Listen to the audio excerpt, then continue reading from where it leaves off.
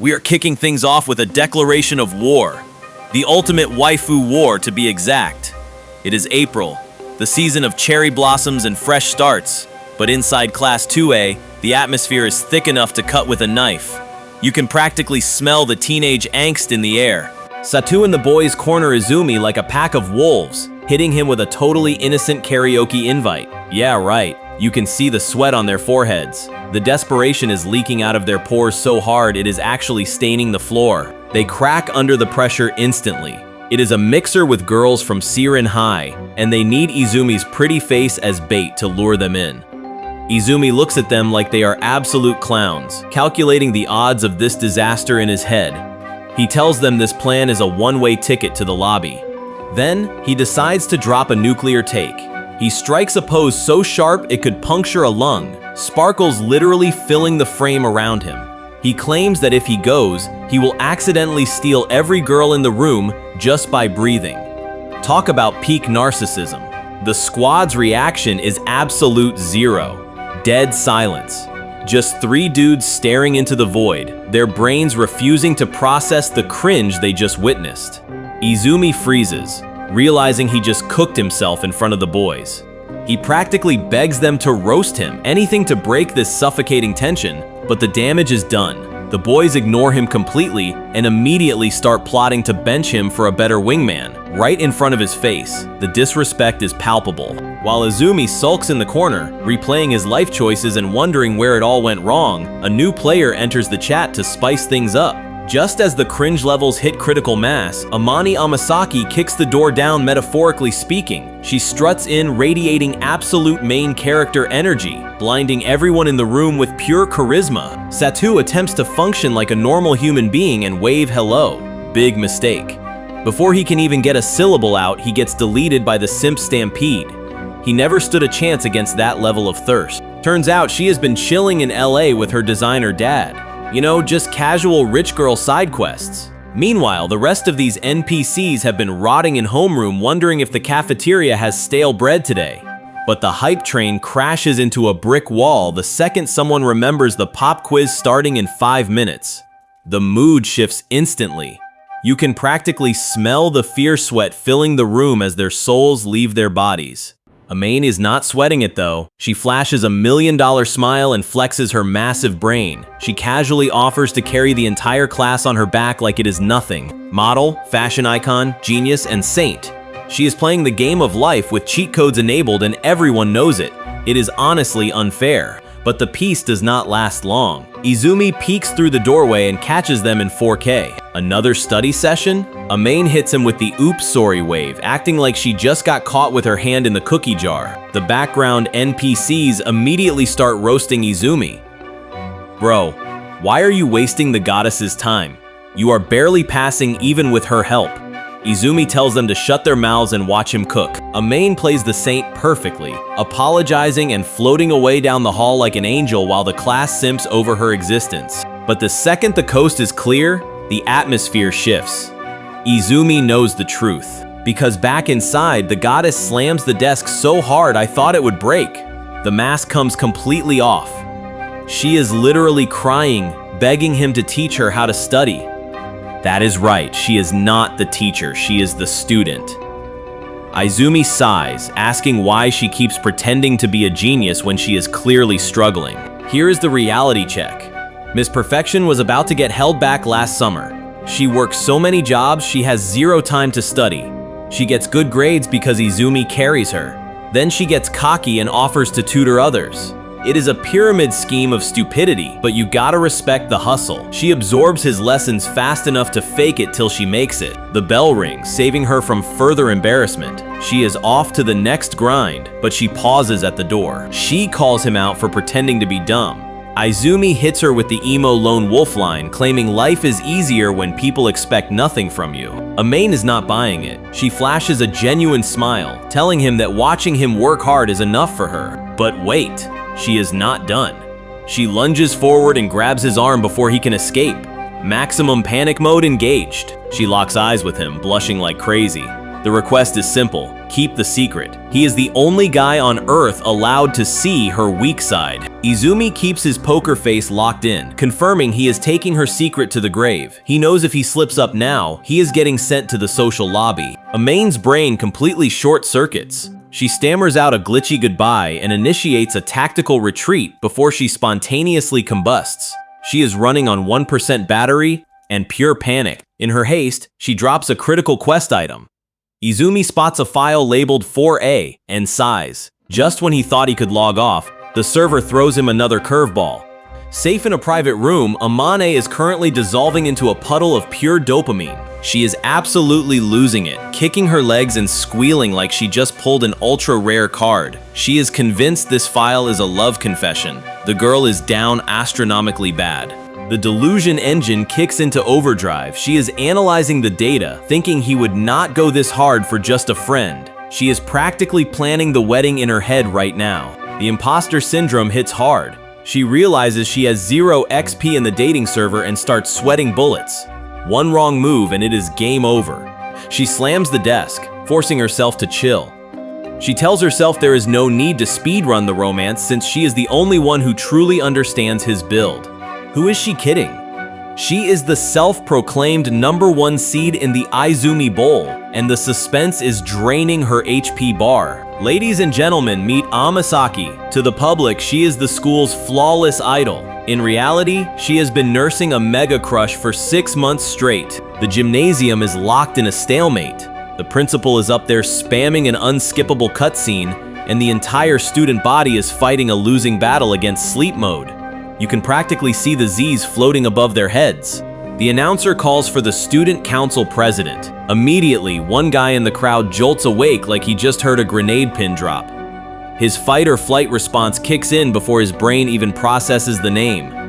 Hakuya Shiragiku takes the stage. She does not scream, she does not shout, she just asks for silence, and the room instantly freezes like the Wi-Fi just cut out. That is absolute server admin energy right there. She introduces herself and drops the bomb. The sports festival is happening next month. Attendance is mandatory. No excuses. No sick notes. You are participating whether you like it or not. The crowd immediately starts glazing her stats. She is a candy heiress, a certified genius, and apparently, she rejects confessions for sport. They call her the Ice Princess because high schoolers have 0 creativity when it comes to nicknames. While she lectures the first years about not getting wrecked, Izumi watches from the back. He is analyzing her like a raid boss. He is checking for weak points, attack patterns, anything he can exploit. He is completely unimpressed by the hype train. She wraps it up with a cold "that is all." No smile, no wave for the fans, just business. She walks off stage like she owns the building, and honestly, she probably does. Back at the assembly, the Ice Princess flashes a smile so synthetic it probably violates copyright laws. Izumi stands in the back row, analyzing the cringe levels with the precision of a bomb squad technician. He thinks, if she smiles any harder, her face is going to crack. But once the sun dips below the horizon, the mask comes off. He retreats to his base of operations, apartment 301. He slides the key into the lock, expecting the sweet silence of solitude. He turns the handle, the door creaks open, and boom, he walks straight into a domestic ambush. It is Hakuya, decked out in an apron and waging war on the kitchen. Here is the lore drop. They are neighbors, corporate heirs, and formerly engaged. It is a complicated skill tree. Since Izumi got deleted from the heir hierarchy, the political marriage got nuked from orbit. Technically, they are total strangers now, but she is setting the table for 2 like she refuses to read the patch notes. She spreads her arms wide for the mandatory welcome home grapple. Izumi calculates the escape velocity needed to dodge the cringe, but realizes the stamina cost is too high. He sighs internally, "Guess I am doing this," and clocks in for the embrace. 1 second she is pouting like a toddler, the next she is treating him like a level 1 pet. At school, they treat each other like NPCs to protect their secret, but the second they cross the threshold, she is obsessed with playing the big sister role. Dinner starts and her hitbox is glitching through the table. Izumi literally has to nerf her proximity settings just to lift his spoon. She has absolutely 0 concept of personal space, invading his bubble like a pop-up ad. He tries to apologize for leeching off her resources, but she instantly plays the big sister trap card. Then, the background music stops. She locks eyes with him, and the pressure in the room spikes. She demands a detailed review of the loot. Izumi says it is delicious, but that is not enough to clear the quest. She wants the metadata. He panic rolls mentally and rates it the best in the world. Big mistake. She takes that 5-star rating as a soul-binding contract to cook every single day. Izumi looks at the stove and realizes she already crafted a gallon of stew. He is officially soft-locked in this kitchen. While our boy is stuck in culinary prison, a new challenger is loading into the lobby. Hakuya is popping off because she just secured a massive victory for her master plan, the live-in wife strategy. She absolutely steamrolled her parents' opposition, pulling every string imaginable just to rent the apartment right next door. She even snagged a spare key, ready to gatekeep any other girls from entering the server. Talk about spawn camping. Her obsession runs deep though. Back in middle school, Izumi was the only guy who didn't look at her and see a walking ATM. They bonded over the shared trauma of being corporate heirs, at least until he lost his status and got nerfed. She refuses to buy his loser act, convinced he is just playing the clown to cope. She vows to conquer her family's empire and drag him to the top with her, whether he likes it or not. Candidate number 2 has officially entered the chat. Lunchtime hits, and the classroom turns into a war zone of social hierarchy. Shiragiku is out here playing 4D chess. She disguised her handmade love bento as cheap convenience store slop just to fly under the radar. That is some solid stealth mechanics right there. She is sweating bullets, hoping nobody notices the gourmet ingredients hidden under the plastic wrap. Izumi does not care about the politics. He is just thankful for the free loot. He is ready to dig in, fork in hand, eyes locked on the prize. But before he can take a single bite, a scream shatters the vibe. Someone just triggered the defense alarm. The air gets heavy instantly. He rushes into the hallway to find Satu face down on the floor. The man looks like he went 12 rounds with a semi-truck and lost. Enter Haru Kasuga. She is standing over the body claiming some filthy lecher tried to slide into Inori's DMs in real life. She was not having any of that nonsense. Izumi immediately sides with the prosecution. Satu gets physically evicted from the server. One tap straight to the trash bin. Izumi does not even blink at the violence. He just stares them down, asking why the juniors are invading his turf during his lunch break.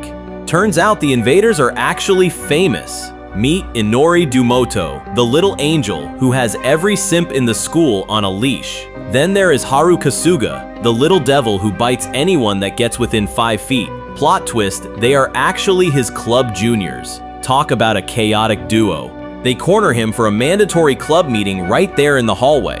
Izumi tries to deflect, telling them to use technology next time instead of ambushing him. But he looks at their faces and realizes resistance is futile. He caves and agrees to host the session just to get them off his back. Then Inori drops the bomb. She asks if he read her book recommendation yet. Izumi freezes. He admits he bought it but has not cracked it open. Fatal error. He feels the pressure in the room spike instantly. You can practically hear the boss music starting. Haru activates the firewall immediately. She steps in between them, banning all lovey-dovey interactions. No flirting, no breathing the same air. Even small talk is illegal now. She is locking this conversation down tighter than a maximum security prison. She drags the target to safety before Izumi can even explain himself. He tries to protest, but the security detail is too tight. Inori just looks confused, getting towed away like a piece of luggage at the airport. The disrespect is unreal. Haru hits him with the ultimate insult, lecher. Izumi freezes in place.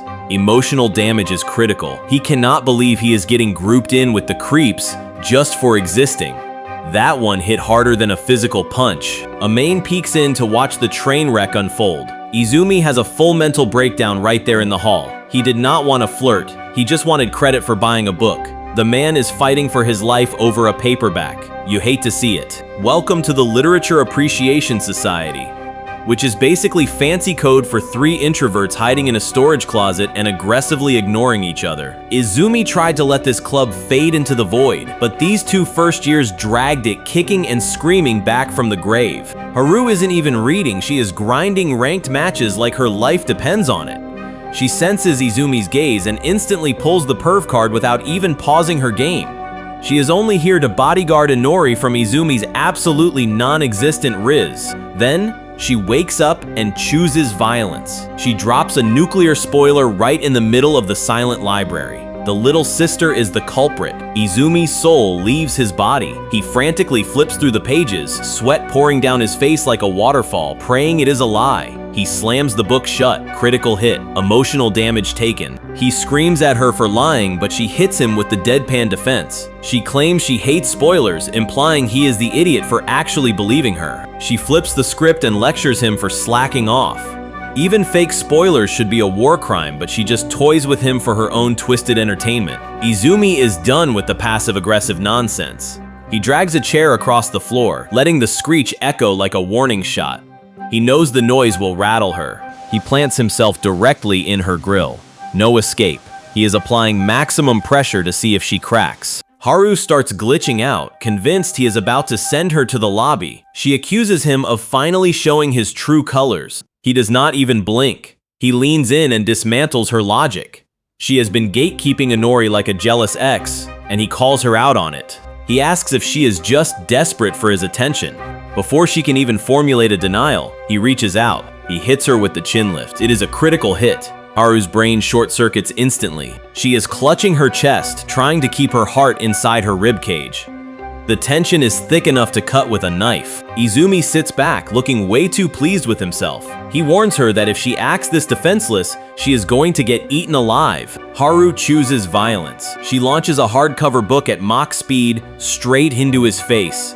Boom, headshot. She screams pervert and sprints out the door before he can recover. Izumi rubs his bruised ego, realizing he pushed too hard. But then he spots the weapon. It is the exact same novel he reads. The plot just got spicy. After tactical nuking his face with a novel, Haru enters a state of deep vegetative depression.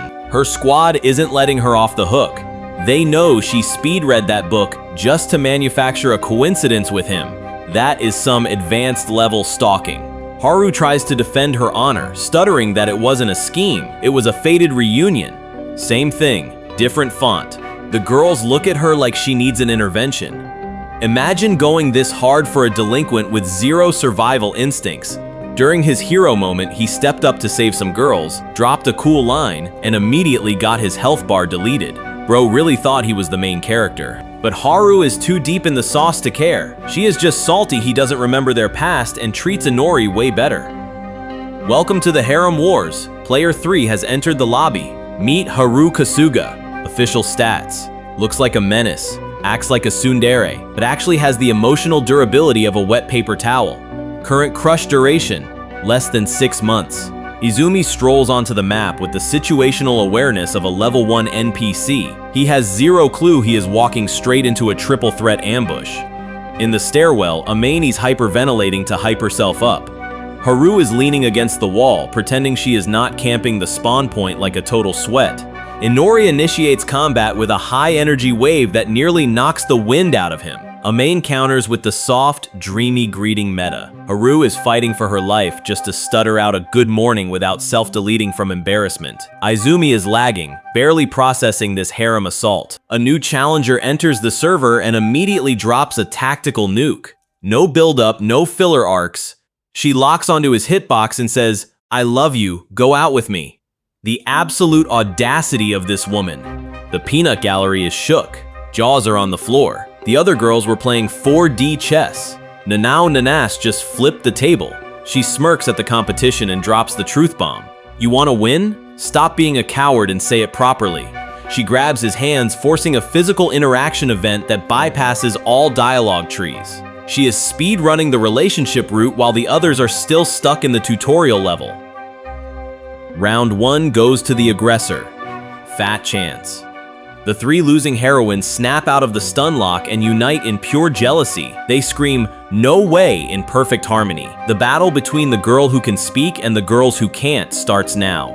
If you want to see who wins the war, comment WAIE, EUPU alo. Izumi Sumi is playing the harem protagonist game on difficulty setting Nightmare. He is juggling tutoring gigs for idols, inhaling the student council president's homemade cooking, and getting absolutely roasted by his underclassmen. For him, this is just another Tuesday. But then Nanao Nanas crashes the server. She pins him against the lockers, locks eyes with him, and drops the nuclear codes. I love you, date me, no hesitation. Just absolute savage energy radiating from her small frame. Izumi stares into those eyes and his brain buffers. A core memory unlocks. He analyzes the facial structure and realizes this is not a random encounter. It is a scripted callback from the past.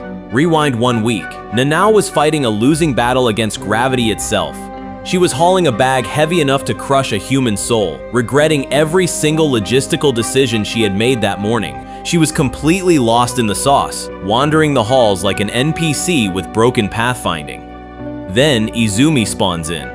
He is leaning against the lockers, posing like a catalog model, and hits her with the kitten nickname immediately. That is a bold strategy. Nanao malfunctions on the spot. She heard the city was scary, but nobody warned her about the high-level cringe. Izumi instantly realizes he sounds like a total creep. His internal monologue screams at him to abort mission as he frantically tries to explain he is actually a nice guy. He spots the heavy bag and activates Chad mode. He grabs the loot, dials the teacher, and solves her entire administrative nightmare in 10 seconds flat. His efficiency stats are maxed out. Nanao is shook. She was drowning in problems and he just carried the team to victory. But as he points her toward the gate, she spots the smoking gun, a vintage cat charm dangling from his phone. She freezes. That is a rare drop. She confesses she has kept the exact same one for years, guarding it like a national treasure even when her friends roasted her for being childish. She looks him dead in the eye and says she never took it off. Izumi overheats and turns into a tomato. He knows exactly who gave her that charm. Emotional damage. Critical hit. The fallout is nuclear. Thanks to Satu's big mouth, the whole class is cooking Izumi alive for snagging the transfer student.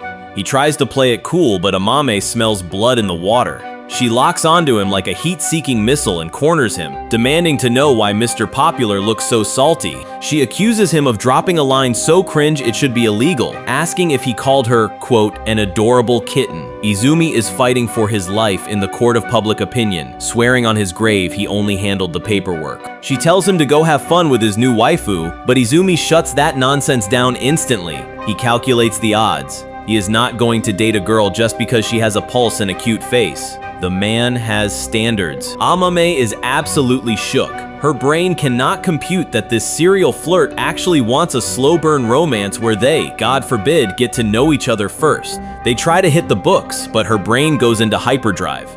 She starts connecting dots that do not exist. If he rejected the new girl and immediately ran back to her, in her mind, that is basically a marriage proposal.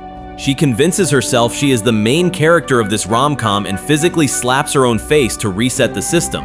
Izumi watches this performance and assumes she has finally lost her marbles. Nanao executes a stealth attack with an unsolicited shoulder rub, causing Izumi's operating system to crash instantly. He freezes up, analyzing the threat level. Amame detects a hostile entity and activates territory defense mode. She stares daggers at the intruder, practically hissing, "Excuse me? This seat is taken." But then, the vibe shifts faster than a lag spike. Nano looks down and realizes she is making physical contact with Amame, the famous model. She immediately switches to simp mode, worshipping the ground Amame walks on. The sudden praise hits Amame with critical damage to her ego. You can practically see Amame's head inflating like a balloon. She is eating this up with a spoon. Izumi realizes he needs to protect her dignity, so he cooks up a lie on the spot. He claims Amame is actually the teacher here, and Nanao buys it without a second thought. Nanao asks to join the study group, and Izumi feels his heart drop into his stomach. If she sticks around, she will realize Amame is the one with the single-digit grades. Izumi realizes he has trapped himself in his own 4D chess game. Amame panics and screams, "Forbidden." Her brain is in the gutter, assuming study session is code for some spicy culture time. Izumi has to manually reboot her brain to get her back to reality. She finally realizes they need a strategy before this entire house of cards comes crashing down. She decides the best defense is a good offense, so she starts lecturing the new girl about the moral high ground. Then she snaps her neck around and targets Izumi, shouting, "And you, stop leading people on." She backs him into a corner with zero exit strategy, demanding, "Who do you like? Tell us right now or else." Izumi drops the truth bomb like a tactical nuke. I like nobody. Romance is a scam. The pressure cracks his mental fortitude, and he ends up screaming at a random bystander. It is absolute chaos in here. Amame's reality shatters into a million pieces. He doesn't like me? Nanao delivers the finishing blow with a smile. Nope, 0% chance. Mame tries to bring up the receipts, stammering, but he shared his feelings once. Nanao shuts it down instantly.